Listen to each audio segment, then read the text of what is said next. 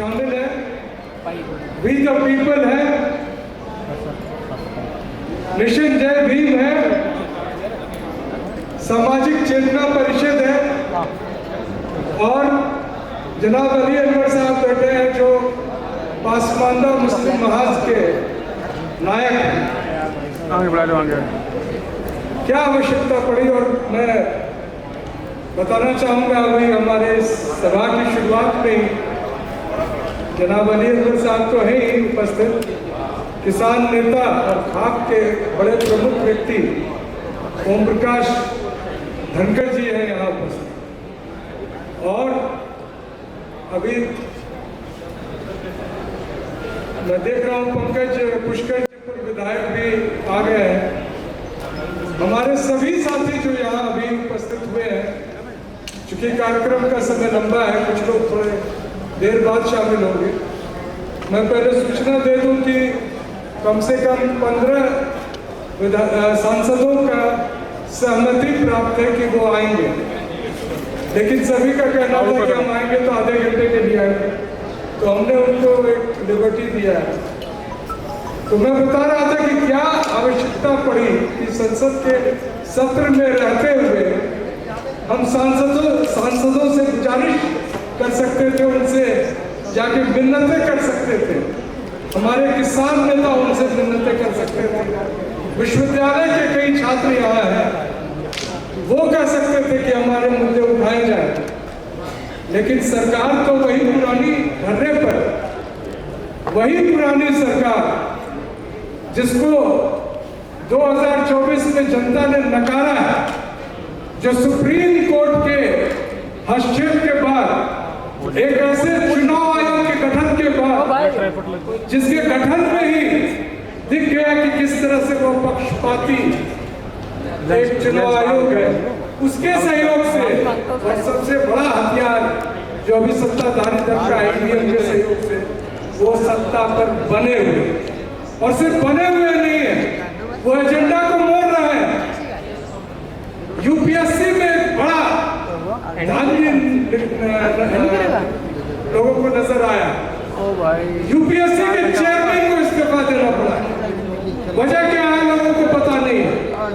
इसी तरह ठीक चुनाव के पहले चुनाव आयोग के एक माननीय सदस्य और जो बाद में अध्यक्ष बनने वाले थे, उन्होंने निजी कारणों से इस्तीफा दिया।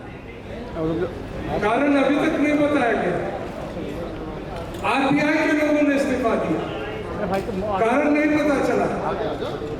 तो इस सरकार के रहते, इस संसद के रहते जरूरत है कि आम जनता भी, छात्र भी, किसान भी, युवा भी, सामाजिक न्याय के लिए संघर्ष करने वाले व्यक्ति को इकट्ठे होना पड़ेगा, क्योंकि धर्रा वही पुराना है, रवैया वही पुराना है, सरों पर चिपकाए जा रहे बेहतर। आई है सीयूटी की रिजल्ट अभी नहीं आई है, अभी नहीं आई है। संदीप जी आ गए, उनका स्वागत है। वो कह रहे हैं कि नहीं है। ये वही एनडीए है जो सीयूईटी की घोषणा करेंगे, और उस सीयूईटी में किसका चयन होगा। आपको आश्चर्य होगा कि लॉ फैकल्टी दिल्ली यूनिवर्सिटी में जो बीए पास करने में जिन लोगों को दिक्कतें हैं वो टॉप करते हैं उसको। तो फिर हमारे युवा कहाँ जाएंगे? वो मजबूर होकर सो लेंगे, उससे क्या काम हो जाएगा? वो रो लेंगे, उससे काम हो जाएगा? आपको जगना पड़ेगा। अगर हमारे leader of opposition Rahul Gandhi ji से बराबर बात हो रही है, बोल रहे थे प्रतापगढ़ में देश के 73% लोग सोए हुए हैं। उनसे रूबरू बातचीत भी, मैंने सवाल उठाया कि आपको कैसे पता है वो सोए हुए? क्या किसी राजनीतिक दल ने कोई कॉल दिया? क्या किसी राजनीतिक दल ने कहा कि नीट में इतनी बड़ी धांधली हुई है तो आज हम सड़कों पर दिखेंगे? क्या किसी राजनीतिक दल ने यह कहा कि किसानों के साथ अन्याय हुआ है तो हम उनके साथ खड़े रहेंगे अगर वो किसी को कॉल दे? क्या किसी राजनीतिक दल ने कहा सिविल सर्विसेज में इतनी बड़ी धांधली जो सर्टिफिकेट बदलकर, बार बार बदलकर, और वो देश के शीर्ष पद पर आ चुके हैं। तो आपने तो कोई कॉल दिया नहीं, तो कैसे पता चला लोग सोए? अगर आपने कोई कॉल दिया होता और लोग रिस्पॉन्ड नहीं करते तो हम भी मानते कि लोग सोए हुए। देश के नेतृत्व की भारी कमी है सर। हमारे बुजुर्ग धनखड़ जी बैठे हुए हैं, दलाल साहब हैं बैठे हुए हैं। इस देश के प्रखर विद्वान प्रोफेसर कांचा इनैया जी भी हमारे साथ सामने बैठे हुए हैं। अली अनवर साहब उपस्थित हैं, संजय जी और जितने हमारे जय भीम मिशन और बाकी जो अलग अलग जातीय संगठन के बड़े नेता हैं, सभी आज यहाँ उपस्थित। मैं उनसे एक सवाल छोड़कर आज अपनी बात को समाप्त करूंगा कि आपको तय करना होगा सर कि एक दिन आप सम्मिलित रूप से सड़क पर दिखें। इसलिए तय करना होगा कि अगर हम सड़क पर नहीं दिखेंगे तो संसद में तो सिर्फ वो बात चल रही है जिसका कोई मतलब नहीं है। बजट आ रहा है, उस बजट का कोई विरोध भी अगर होगा तो कुछ नहीं निकलेगा। क्या हुआ?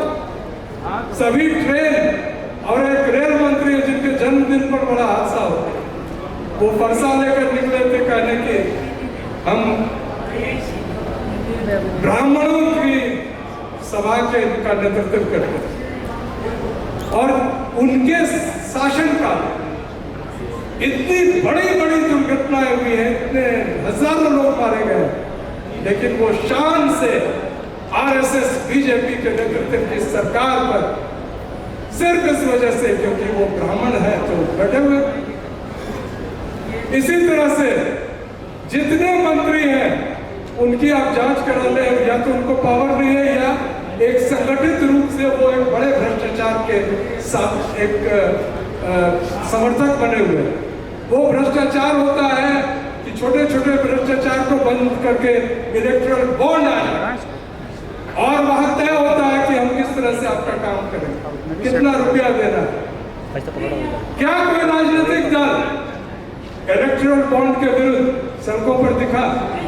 मेरा एक अपनी बात समाप्त करने से पहले मैं आपके साथ बना रहूंगा, और जितने हमारे जिन लोगों को हमने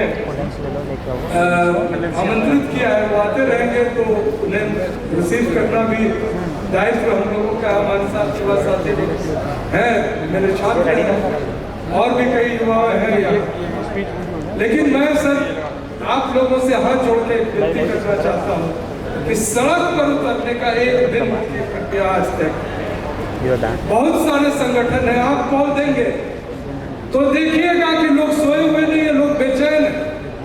उन्हें पता नहीं है कि कौन नेतृत्व कर रहा है, कौन क्या बोल रहा है। घर में बात होती है कि मेरा बच्चा मेडिकल नहीं किया, अपना सब कुछ लुटाकर वो कोटा भेजते हैं कि हम वहाँ उनको ट्यूशन और कोचिंग करा रहे हैं। लेकिन यहाँ जो हो रहा है अन्याय, एक बहुत बड़ी अन्याय है। मैं पुनः अपने सभी क्रांतिकारी पूर्वजों को याद करते हुए और अपनी बात को अगर आगे बढ़ाने के लिए मैं आग्रह करूंगा अनिल पटेल जी से कि वो आकर जो हमारे सम्माननीय वक्ता है उनको आमंत्रित करें।